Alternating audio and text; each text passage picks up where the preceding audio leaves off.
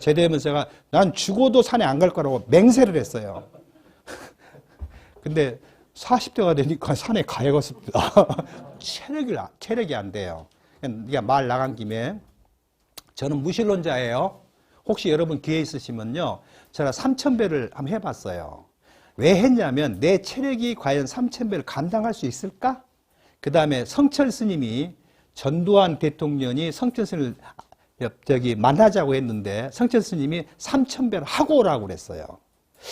그분이 왜 그 말을 했을까? 그게 참 알고 싶더라고요. 내가 그분한테 전화해서 물어볼 수도 없어요. 이미 돌아가셔 버렸는데. 사는 산이고 물은 물이로다. 해봤어요. 근데 집에서 먼저 108배 해봤어요. 아, 힘듭디다. 근데 절에 가서 하면은 금방 해요. 그냥 집에서 1000배는 하지도 못해요. 근데 절에 가서 하면은 1000배를 금방 해요. 2시간, 3시간 다 해요. 그 다음에 2000배를 또 해봤어요. 2000배도 금방 해요. 아, 근데 집에서는 죽어도 못하겠습니다. 마지막 3000배를 도전해봤어요. 근데 여러분들이 절대 3000배 하실 때, 신앙생활은 아니니까 난 단순히 내 체력이, 그 다음에 그분이 왜 그런 말씀 했을까를 알고 싶어서 한 것밖에 없어요. 근데 그 말을 하면 다들 물어봅니다. 3000배를 어떻게 해야 했냐고. 예. 절에 가면은 이렇게 있어요. 촛불이 있고, 바나나 있고, 사과 있고, 배 있고, 향불이 있고, 이렇게 10개를 해야 되나요? 가면 몇 배예요? 1000배. 다 데려온 배에 2000배. 다시 가면 3000배예요. 그러면 108배는 30분, 1000배는 2시간, 2000배는 4시간, 3000배는요, 하루 반 걸려요. 하루 반. 단 조건이 있어요. 절대 높은 절에 가지 마세요. 높은 산에 가지 마세요. 올 때 못 따라옵니다. 올 때 못 와요. 예. 예. 그 꼬맹이들 포경수술한 거 보셨죠? 엉금엉금 귀여워져. 엉금엉금 귀여워요. 예. 그러니까 너무 욕심부리고 높은 산 가지 마시란 얘기. 가까운 절에 가시란 얘기. 그래서 그 느낀 게, 이게 알게 모르게 기라는 게 있는 것 같아요. 아니면 마음가짐이 틀린지는 모르겠어요. 그 다음에 3000배를 하다 보니까 첫 번째, 갑자기 이런 생각이 듭니다. 내가 지금까지 인생을 살아오면서 내가 알고 있는 사람 몇 명이나 될까? 한 100명만 헤아려보자. 100명 헤아릴 것 같아요? 못해요. 100명 헤아리면 맨 처음에 누가 온지 알아요? 맨 처음에? 우리 식구요. 예, 그 다음에 친구, 그 다음에 같은 동료 직원들이 100명인데 100명 못 채워요. 또 우리 집은 더 친척이 없어요. 우리 아버지 어머니밖에 없었으니까. 두 분 다 월남하셨기 때문에. 없어요. 아쉬워. 그러면 내 인생에 원수가 있어요. 원수가 3사람이 있어요. 예. 군대에서 1명, 사회에서 1명, 그때 시절 최근에 1명. 나는, 죄송해요. 안에 하여튼 왼수가 있는데, 100명을 채우려다 보니까 이거 원수가 맨 처음에 앞뒤다. 아, 내가 아쉬우니까. 그때 느꼈어요. 지금 내가 만나고 있는 사람을 진짜 잘해야겠구나. 그 다음에 두 번째, 굳이 척을 질 필요는 없겠구나 라는 생각이 듭디다. 두 번째 생각이, 내가 지금까지 어떻게 살았지? 앞으로 어떻게 살 거지? 지금 내가 어떻게 살고 있지? 이런 생각이 갑자기 들어요. 이유도 없어요.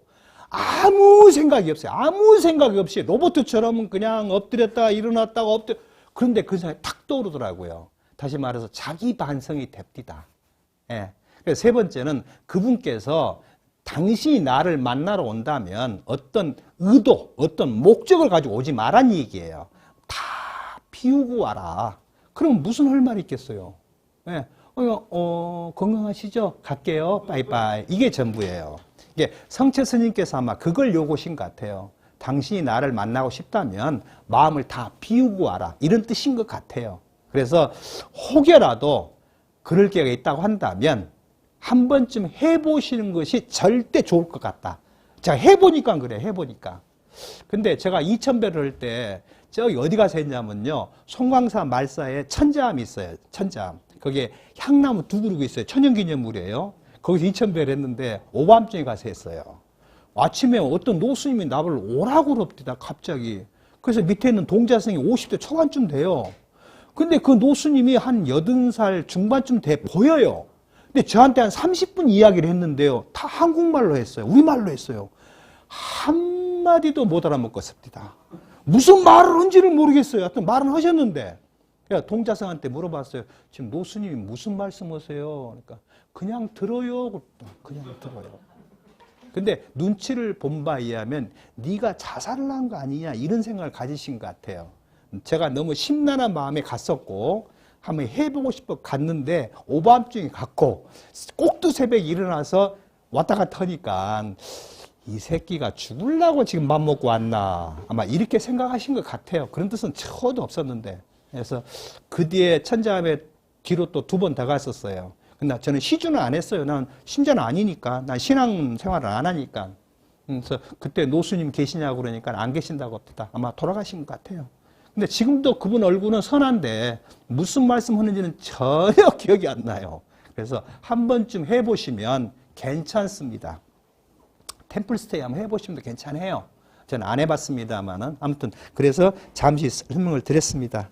자, 선수 정용 체육시설용으로 쓴 경우라고 한다면 그 기간에 해당된 만큼 비사업용을 안 봐라. 당연히 종합상과 했어요. 넘길게요. 근데 우리가 만날 일은 별로 없습니다. 자, 다음에요. 운동장 경기업 경영자가 선수를 직접 사용하는 토지라고 한다면 오른쪽에 1299쪽에 쭉 있죠. 축구장, 야구장, 럭비장, 금도장, 기타 등속이 있죠. 있을 때 기준 면적이 이내의 토지로 사용을 했다고 한다면 그 기간만큼 비상하면 이건 만날 일 없어요. 자, 다음에요. 그다음에 종업원 체육시설 토지라고 한다면 야구장이냐, 배구장이냐, 실내냐, 실외냐에 따라서 오른쪽 왼쪽에 표가 돼 있죠. 근데 이 표지를 만날 일이 없어요. 근데 그런 것이 있다 정도만 아시면 되고 체육시설 경영자가 해당 사업 직접 사용한 토지의 판단 기준 마찬가지로 기준 면적 이내의 토지라고 한다면 인정해줘라. 자, 다음에 경기장 운영업 만날 일 없고요. 주차장에 따른 부설 주차장. 이게 뭐냐면요. 어떤 사람이 그냥 죄송합니다. 그냥 쿠팡이라 합시다. 자, 물류 사업을 해야 돼요. 그러면 십중파는 뭐가 필요해요? 차가 필요하죠. 차가 필요하면 주차장이 필요하겠죠. 그러면 어쩔래라는 얘기죠. 그러면 기준 면적 이내의 토지라고 하면 주차장용 토지니까 업무와 관련된 거니까. 이런 것을 어디서 만나냐면요. 시골에 떨어져 있는 아주 맛집, 대중음식 큰 집이 있어요. 근데 조그만해요. 근데 주차할 데가 없어. 그러니까 옆집 논을 빌려가지고 주차장을 써요. 그러면 이게 업무용 주차장이냐? 아니다는 얘기입니다. 그 다음에 그 농지를 빌려준 사람이 노예 주차장 허가를 받았냐? 받지도 않았어요.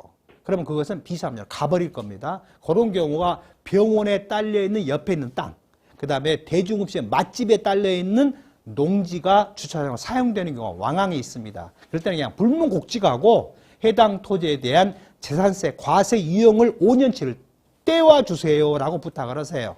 그럼 의문의 여지가 없습니다. 자, 다음에요. 쭉 넘깁시다. 1306조 사업에 제공되는 이 사람이 개인이에요. 개인인데 버스 대중교통 운영 사업을 해요. 그러면 그걸 빙자 삼아서 어마어마한 넓은 땅을 주차장을 쓰면 안 된다는 얘기입니다. 그래서 기준 면적 이내의 토지라고 한다면 개인 소유지만 종합상 과세를 받았건 말았건 간에 해당 기간은 비사면 안 본다는 얘기인데요. 1308조 주차장 운영 경영하자가 노예 주차장. 그럼 노예 주차장이 있으면 노상 주차장이 있다는 얘기가 되죠. 노상 주차장은 대부분이 누구 땅이에요? 누구 소유 땅이에요? 시유지 또는 국유지죠. 그것을 경매에 붙여서 어떤 사람이 위탁받아서 영업을 하는 거죠. 근데 보통 서울 도시시설관리공단에서 관리를 하죠. 그것은 우리가 만날 일이 없죠. 근데 어느 지역에 주택 밀집 지역이에요. 근데 한 땅을 통째로 집을 밀어버리고 거기에 주차장을 한다는 얘기죠. 이게 뭐예요? 노예 주차장, 길로자예요. 그러면 반드시 그 토지 소유자가 허가를 받아야 돼요. 그 다음에 그 토지 소유자가 연간 매출액이 3% 이상이 돼야 돼요. 그 다음에 세 번째, 사업자 등록 해야 돼요? 안 해야 돼요? 해도 그만, 안 해도 그만이에요. 세법 어디에도 사업자 등록하라는 말은 없어요. 그래서 처음에 이런 거 팔 때 3%가 안 돼가지고 부가세 수정신고 사람 많았어요. 네. 세금 더 내고. 나머지 넘길게요. 그 다음에 1320조 민간 투자 사업 시행자가 조성한 일정 지역의 토지 그 만날 일 별로 없습니다. 저도 한 번도 본 적도 없습니다. 그러나 그 다음에 1314조 청소년 수련시설 관련 토지 청소년 수련시설이 무지하게 많아요. 경기도 특히 많습니다. 밑에 쭉 보시면 청소년 수련시설의 종류요. 청소년 수련관, 청소년 수련원, 청소년 문화의 집, 청소년 특화시설, 청소년 야영장, 유스호스텔, 이 청소년 관련된 시설물입니다. 예, 주로 많은 게 수련원이 굉장히 많아요. 경기도에 특히 많아요. 왜냐하면 요즘에 야외 학습이 있잖아요. 그것 때문에 이게 많이 우후죽순 생긴 거예요. 그래서 해당 기준 면적 이내라고 한다면 200평방 수용 인원의 1인당 200평방미터씩 계산을 해서 기준 면적 이내 거라고 하면 비싸면 아닌 걸로 해요. 본인 땅이건 남의 땅이건 사정이 관계 없어요. 예. 그 다음에 종업원이 예비군 훈련장용 토지라고 한다면 본인이 갖고 있어야 돼요. 도시지역이 있으면 안 돼요. 그 다음에 그 부대 규모별 티장 넘겨보죠. 1316조 중대 대대냐, 그 다음에 대대 연대냐, 그 다음에 연대냐 여단이냐. 저 연대 졸업했어요. 제가 5사단 35연대 제대했습니다. 그래서 연대 졸업했어요. 네. 내가 말한 건 연세대학교 졸업했다는 말 안 했어요. 연대 나왔다고만 했어요. 근데 다들 연세대학교 나온 줄 알더라고요. 근데 아니에요. 저 연대 나왔어요. 도시공학 석박사를 거기서 했어요. 그러면 저 동문회 맞잖아요. 그죠? 아무튼요, 연대 졸업했어요. 참, 35연대가 진짜 고생 찍싸게 했습니다. 빵카 작업은이라 그 아래랑 꼭에 올라가서 그냥 그거 질통 지고, 예, 벽돌 한 장 들고, 기와자 한 장 들고, 시멘트 한 포대 들고, 올라갔다 내려오면 하루 일과가 끝나요. 그 빵카 작업. 그래서 우리가 다리 뻗고 자요. 그죠?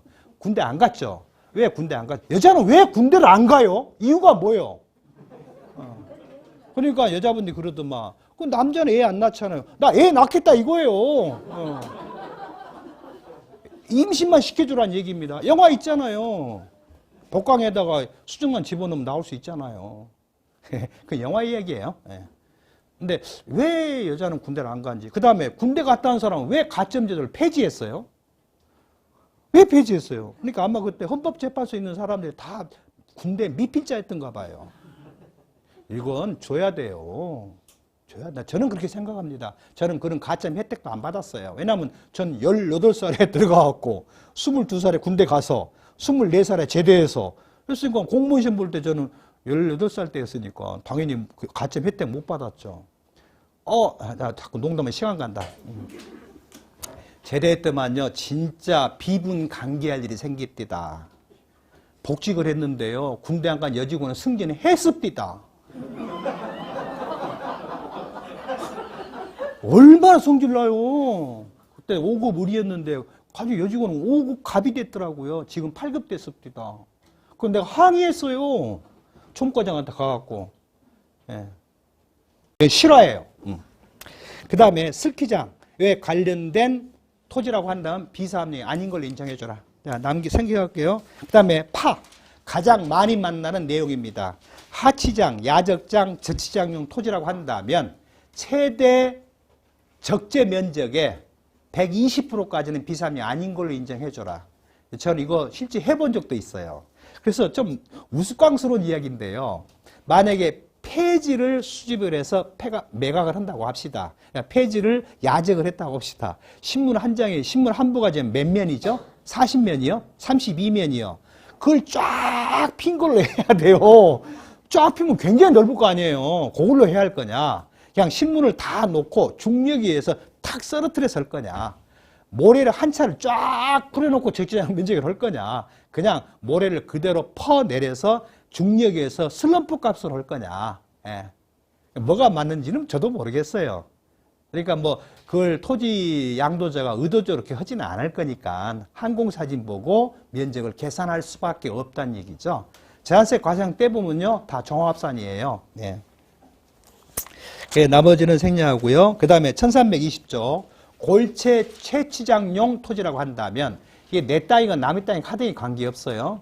자, 우리 부가세법상 골재 채취장용의 골재가 양도세 과세대상, 부가세 과세대상 이어 아니에요? 이어 아니에요? 골재 채취해서 팔았어요. 암석을 깨가지고 팔았어요. 부가세 과세대상 이어 아니에요? 네? 과세대상이라고요? 왜요? 안에 파생해서 농축 수림이 안 들어가잖아요. 그건 광산물이잖아요. 구요 안 구요? 예, 면세 규정에 농축 수림이라고 했어요. 이건 소금이나 암석은 광산물이에요. 그래서 부가세 과세인데 소금은 과세 안 하죠. 왜 그래요? 따로 면세에 써놨잖아요. 예, 그래서 그래요. 부가세법이 77년 7월 1일 날로 시행이 됐었어요. 그때요. 무지막지했어요. 그때 박정희 정권 때였는데 그냥 아무 가게나 쏙 들어가갖고 생계에서 안 끊었죠. 그래갖고 과징금 50만 원씩 막 부과했었어요. 영업정지 시키고요. 그렇게 안 하면 안 되니까. 근데 부가세를 시행 안 했으면 지금 이 상태에 못 와 있습니다. 재정 확보가 안 됩니다. 예. 처음에는 난리 났었죠. 재민 일도 많이 있었고, 그래서 골재 채취장으로 쓴다고 한다면 토지의 임야 소유자가 쓰건 말건, 다른 사람이 하건 말건 허가 면적에 해당된 토지는 비사업령이 아니다라는 얘기입니다. 나머지 1223점 폐기물 생략하고요. 그 다음에 1326쪽 광천이 땅 만날 잃었고요. 1327쪽 요건 간혹 만나요. 양어장이에요. 자, 양어장이 농지예요? 농지가 아니에요? 양어장은 농지가 아닙니다. 예. 그러면 만약에 이제 농담이지만 아버지 땅이에요. 그러니까 양어장은 아니에요. 그냥 그 소호, 유지예요. 그러니까 농사에 사용할 물을 보관한 장소예요. 근데 상당히 이만큼 넓어요. 근데 어느 날 하늘에서 가물치가 떨어졌어요. 가물치가 한 100마리 됐어요. 그래서 거기다가 낚싯대를 설치를 했어요. 그럼 양어장이요? 농지요? 애매가 모호해지게 돼요. 그럼 거기다 뭘 심어요? 농담이에요. 예. 거기다가 연꽃을 키우세요. 그럼 뭘 생산해요? 연근 생산이에요. 나는 여기다가 연근 생산한 목적은 농지였다. 근데 하늘에서 가물치가 떨어졌다. 근데 어쩔 거냐? 그것은 부수적으로 쓴 거다. 그러면 농지가 되겠죠. 농담이에요. 양어장에 관련 토지라고 한다면 해당 토지는 비사업령이 아니다. 단지 허가를 꼭 받아야 돼요. 근데 양어장도 여러 가지가 있죠. 육상 내수면이 있고 해수 육상면이 또 있어요. 해수를 끌어다가 양어장도 있고요. 육상의 물을 그냥 민물을 끌어다가 양어장 하는 경우도 있고요. 다 허가 조건이에요. 허가를 안 받으면 안 됩니다.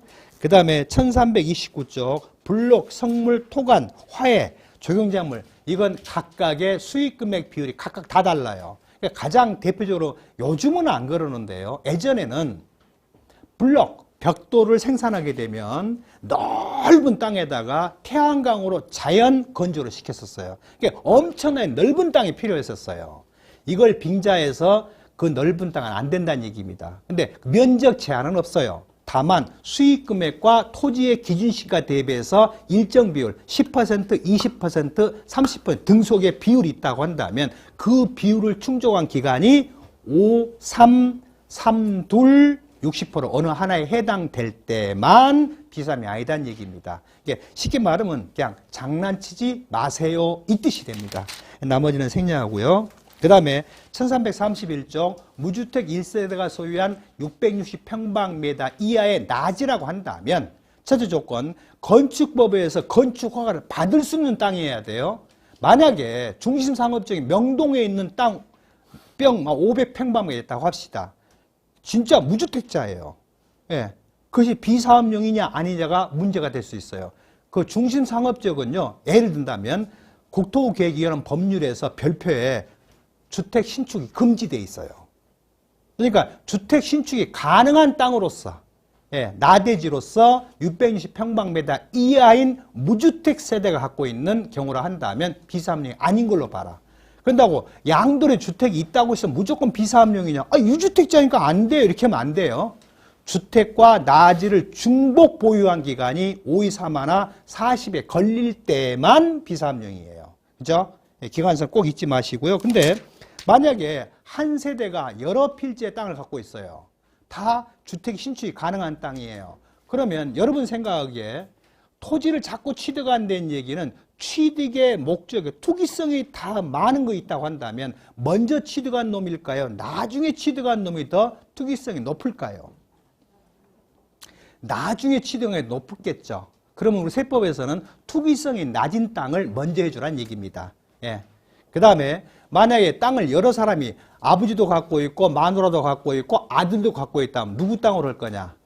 예, 세대주의 집을 땅으로 해라. 그 다음에 없다면 배우자 순차 적용하게 되겠다는 얘기죠. 그래서 보시게 된다면 저기 1331쪽 맨 밑에 가시면 박스 속에 로마 문자 소문자 1번 한 세대의 구성원 중 동일인이 두 필지 이상의 나지를 소유하고 있는 경우는 면적이 큰 필지를 먼저 인정해주고 두 번째 동일한 면적이라 한다면 먼저 취득한 토지를 비사업령 아닌 걸로 인정해주라는 얘기입니다. 두 번째 한 세대의 구성원 중에 두 사람 이상이 갖고 있으면 어쩔래? 세대주의 땅을 비사업령 아닌 걸로 해줘라. 두 번째 세대주의 배우자 땅이 아닌 걸로 해줘라. 그 다음에 연장자의 땅을 비사업령 아닌 걸 순차 적용해줘라는 얘기입니다. 근데 이걸 몇 번 해줘요? 한 번밖에 안 해줘요. 그럼 어떻게 해야 돼요? 세대 분리를 해야 돼요. 나머지는 생략할게요. 그 다음에 1330 주택의 부스토지요. 5배, 3배, 5배, 10배 초과분은 비사업용이다. 네, 관련된 내용은 이미 설명했습니다만은 1351쪽에 다이어그램이 있죠. 이미 어제 설명드린 거예요. 그래서 1353쪽까지 다이어그램 표시되어 있어요. 여러분이 꼭 주의할 사항이 뭐예요? 3배, 5배라고 하더라도 고가주택일 때는 3배, 5배, 10배는 안 따진다. 그냥 12억 초과만 과세다. 하지만 비사업용이 걸릴 때는 비사업용은 과세일 때 비사업용이 중요할 뿐이지 비과세일 때는 비사업용 의미가 없어지게 된다. 그렇다고 한다면 5배 초과분의 비율과 12억 초과분의 비율을 계산을 해봐서 속에 들어갈 수도 있고 같을 수도 있고 그 밖까지 연장될 수도 있다는 것을 염두에 있으면 큰 문제가 없다. 넘길게요. 다음에 1356쪽에 별장의 부스토지는 불문곡지가 한다. 경계가 불확실하면 정착면적의 10배까지를 인정해주마. 그러면 10배 초과분은 다 종합상과세가 당연히 비사업용 토지겠죠. 그러면 10배라고 한다면 그 해당 토지는 무조건 비사업용이겠죠. 그러니까 별장과 관련된 토지라고 한다면 다 뭐다? 비사업용이라는 얘기입니다. 하지만 무조건 비사업용 그렇지는 않다. 별장의 부스토로 사용된 기간이 5이 3하나 40에 걸릴 때만 가능하다는 얘기죠. 별장은 뭐예요? 주거 목적으로 사용한 건축물인데 휴양피서, 유락, 오락 목적으로 일시적인 사용한 거라고 한다면 이건 주택이 상시 주거용이 아니란 얘기입니다. 그런데 간혹 납세자가 혼자 주장하는 경우가 있어요. 또 어떻게든 해주고 싶어요. 근데 그 말을 곧바로 곧대로 받아들이면 안 돼요. 자, 별장이라고 하면 취득세 중과합니다. 재산세 중과합니다. 그럼 관할 군청에 가서 재산세 과세 내역을 떼오라고 해야 돼요. 그럼 거기서 별장으로 과세를 했었어요. 그러면 불문곡직이에요. 그죠?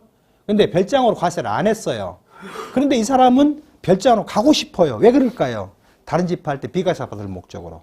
예, 그런 경우는 잘 생각하셔야 되고, 그런 경우에 A주택을 일반주택으로 비과세를 해줬는데 나중에 B주택을 팔 때 A주택 팔 때 B가 뭐라고 그랬어요? 별장으로 하겠어요. 나중에 B를 팔 때 별장이 아니라고 하는 경우가 있어요. 예, 그건 조심하셔야 돼요. A 팔 때 어떻게 처리했는지를. 그리고 진짜 B를 팔 때 진짜 주거용으로 쓰는지를 확인해봐. 가보면 금방 알아요. 금방 감이 쫙 와요.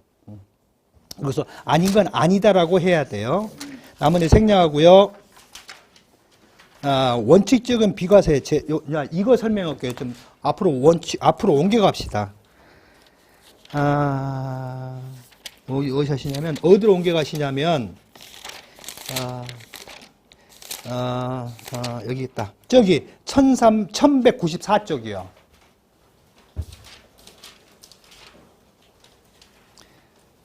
자, 항공사진 봤어요. 로드뷰도 봤어요. 대충 감이 왔어요. 자, 이제부터 검토할 사항은 검토할 사항에 걸리면 덮어놓고 비사임이 아닙니다. 고민할 것도 없어요. 예. 그러니까 머릿속에서는 이걸 맨 처음에 머릿속에 떠올려야 돼요. 그리고 나서 엔드. 이 사진, 항공사진을 보시면서 전체 정황 파악을 하는 얘기입니다. 자, 봅시다. 1195쪽 맨 밑에 대문자 가가 있죠. 2006년 12월 이전에 상속받은 놈들 2009년까지 왜 가시려고요? 계세요. 그러려고 옮겨갔구나. 시험 문제 풀고 가야 되는데. 빠이빠이요. 이건 사문화된 규정이에요. 2009년 지나버렸으니까. 1196조 직계 존속이 8년 이상 제촌장현 농지, 제촌한 임야, 목장 경영에 사용한 기준 면적이 이내의 목장용지라고 한다면 목장용지를 직계 존속으로부터 상속, 증여받은 토지라고 한다면 이건 덮어놓고 비상령이 아니다. 다만 여기 이제 문제가 생겼어요. 문제가 생겼냐면 단서에 양도로 현재 도시지역은 안 된다고 그랬어요. 도시지역은. 근데 지금까지 도시지역에 관련 내용은 다 어디만을 말을 했어요? 시의 동지역만 말했어요. 근데 여기는 그런 말을 안 했어요. 예, 개발 제한구가 아닌 전국에 어디에 있는 토지건 말건 주거상업 공업지역에 편입된 것은 안 된다. 이 규정 적용 못하겠다는 얘기입니다. 그래서 8년 이상 제촌정연 농지를 8년 이상 제촌한 임야를 8년 이상 농장 경영에 사용한 기준 면적 이내의 목장용지를 직계 비속 또는 배우자가 증여받아 또는 상속받아 양도한다면 무조건 비상령이 아니다. 하지만 양도를 현재 주상공에 들어가면 안 된다. 요 지역을 안 따지고 있어요. 전국의 대한민국 전체를 따지고 있습니다. 시의 동지역이 아니에요. 굉장히 이거 조심해요. 단서에 많이 걸려요. 그래서 지뢰심 뭐냐면 이게 시의 동만 말하냐 전국을 대상으로 하냐. 유권해석은 뭐예요? 전국을 대상으로 한다 라고 했어요. 조심하셔야 돼요. 근데 만약에 시아버지 논을 만약에 며느리가 상속받으면요. 그러면요. 직계 존비속성이 없어요. 그다음 며느리는 상속권자가 아니에요. 물론 대습 상속일 때는 가능하겠죠. 예. 약간 차이점이 있으니까 굉장히 조심 하시란 얘기요. 제일 밑에 1190년 맨 밑에 또한 두 번째 줄이요. 직계 존속 또는 배우자로부터 토지를 증여받아 5년 이내 양도할 때는 소수의 90일에 따른 이율과세 또는 101조 2항에 따른 부당이상 부인을 적용받을 수도 있어요. 조심하셔야 돼요. 비상령이 아닐지라도 이율과세에 걸릴 경우에서 증여받을 때는요. 상속은 안 그렇지만 나머지 생략하고요. 넘깁시다. 1200조. 이것도 사문화된 규정이에요. 2009년 12월 30일 지나가 버렸으니까요. 그 다음에 라. 이게 예전에는요. 한 조문에 같이 있어. 지금은 띄어놨어요. 해당 토지가 2006년 12월 30일 이전에 사업인정 고시된 땅을 지금 내가 샀어요. 그리고 지금 내가 팔아요. 근데 양도사회가 협의해서 수용이에요. 그럼 비사업령일까요? 아닐까요? 비사업령 아닙니다. 예. 그러니까 2006년 12월 말 이전에 사업인정 고시가 난 땅이라고 한다면 그 땅을 그때 갖고 있던 사람이 이건 내가 갖고 지금 사서 팔건 무조건 덮어놓고 비사업령이 아닙니다. 덮어놓고. 그 다음에 이게 만약 임야일 수 있어요. 예, 개발 제한구역에 있는 임야를 내가 수용 또는 협매수가 되고 있어요. 그러면 그냥 비사업령이 아니니까 그걸로 만족하면 안 돼요. 조세특례제한법에 개발 제한구역에 있는 토지 등을 국가에게 양도하는 경우로 한다면 감면규정이 또 있어요. 예, 감면규정도 생각하시고 일을 같이 함께 하셔야 돼요. 자, 다음에요. 넘깁시다.